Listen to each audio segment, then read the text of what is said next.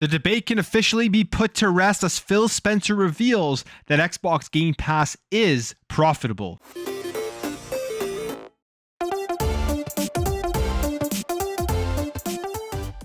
A debate that continues to pop up all the time when it comes to Xbox, the Xbox ecosystem, and Xbox Game Pass is whether the service is a profitable service, or is Microsoft and Xbox just burning cash right now in order to gain the subscriber base until they reach a certain number for it to start being profitable? Well, we finally got the answer to this, as this is something people have been waiting for Xbox and waiting for Phil Spencer to say. I think this is to the demise of a lot of PlayStation fanboys, as they have been arguing with so many different styles of arguments as to whether Xbox Game Pass was profitable or not, pretty much saying that it wasn't profitable and trying to point to all of these things that really didn't make any sense to prove that it wasn't a profitable venture. And then you have the other side, where people like myself and people who looked at the business model itself and thought that it was definitely something that they were probably making a little bit of money off of right now. Obviously, it hasn't reached the pinnacle of profitability when it comes to a subscription service, but right now it was probably a sustainable, profitable venture because Microsoft and Xbox wouldn't just be going through at this point burning cash just to sustain it. So Phil Spencer, he was in an interview here with the Wall Street Journal's Tech Live conference, and he was talking about Xbox Game Pass and just the Xbox strategy in general. Lots of interesting stuff that came out of this, but specifically when it comes to Xbox Game Pass, he says here, Game Pass as an overall part of our content and services revenue is probably 15%. I don't think it gets bigger than that. I think the overall revenue grows, so 15% of a bigger number, but we don't have this future where I think 50 to 70% of our revenue comes from subscription. And then specifically on that 10 to 15% that he is referencing here, he does say it's profitable for us. So there it is. I guess case is now closed on the debate as to whether Xbox Game Pass is profitable or not.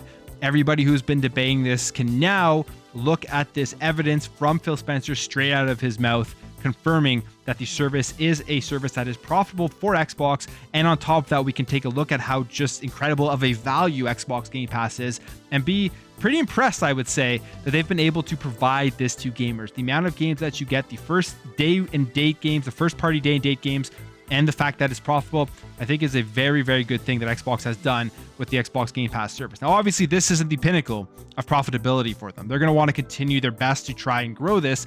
And he talks about this as well, particularly how it differs from console and PC when it comes to Xbox Game Pass subscribers. He says here, we're seeing incredible growth on PC. On console, I've seen growth slow down, mainly because at some point you've reached everybody on console that wants to subscribe. And honestly, that makes a ton of sense. That's something that really shows why Xbox was trying to expand out their ecosystem, because there is a finite number of players when it comes to the console gamers. You're only going to be able to reach a certain amount of sales for games if you keep games locked to only console. You're only going to be able to reach a certain amount of revenue and money that you're going to be able to make off of people playing on console, which is why I think going forward, when we look at the strategy of Xbox and the strategy of PlayStation, the Xbox strategy, in my opinion, is a far more profitable venture going forward, because they're going to be able to reach as many people as possible, not be restricted only to the console. Whereas when you look at the PlayStation 5 and their first party games, they are restricted to that finite amount of people on PS5 who are going to play those games, which is right now, as we know, ballpark number is about 12 or 15% in that range of people that actually go out on PlayStation and play all of their first party games. So I think they're going to look at their strategy. They're going to continue to evaluate, and at some point PlayStation is going to want to go down the Xbox strategy and expand out to getting those games onto more devices, so they aren't stuck in the console space of the amount of money that they're going to be able to make on their services and on their game. And this all circles also back to the entire thing when it comes to the Activision Blizzard acquisition. One of the biggest things that we know Xbox, Phil Spencer, that they want to do with this acquisition is to expand out their mobile side of gaming, because as he says there, they're seeing console subscribers slow down on Game Pass. PC is growing, And the other side that is going to continue to grow at an exponential rate, in my opinion, is going to be the mobile side of things. And we know that they've talked about building out their own mobile Xbox gaming store. This came out in the CMA documents where they revealed that, where they're going to want to try to take on iOS and Android.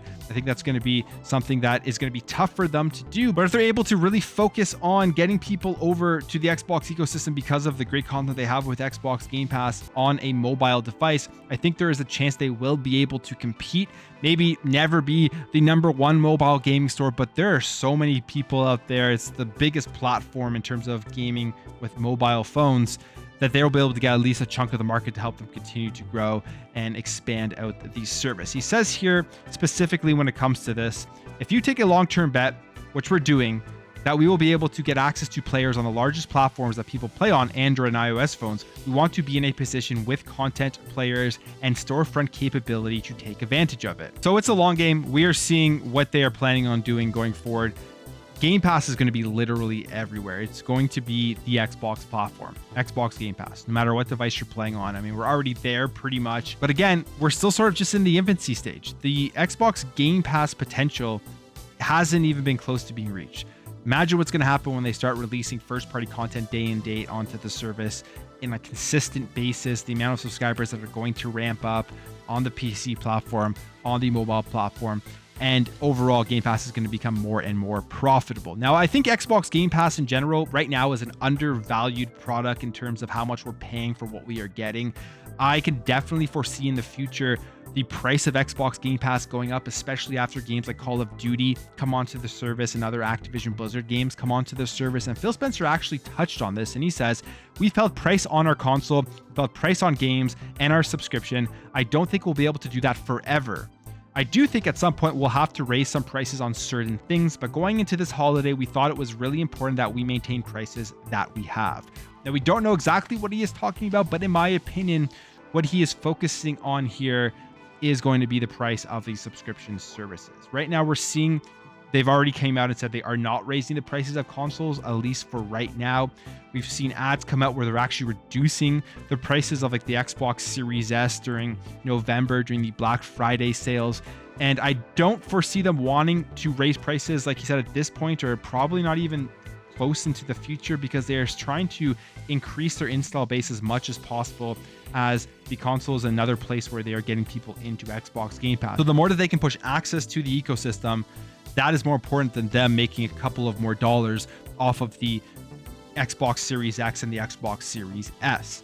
Now, when it comes to Game Pass itself, the more that they add value, the more that they add games to it that people are going to want to play, games that they can't miss, and that Game Pass is the best place to jump into these games, they're probably going to have to raise the price of the service to increase their profitability on it. And I think at that point, especially with all the Call of Duty stuff and all of the Activision Blizzard stuff, people are going to be okay with a slight price raise for Xbox Game Pass. I know I would, honestly, I don't want to see it happen, don't get me wrong, but I do think that at some point we're going to see a raise. And I don't think that's an unrealistic thing to happen because of everything that we currently have on the service right now. So lots of great information in this interview. I think it's finally awesome that we can close the door on whether Xbox Game Pass is profitable or not. The debate is over.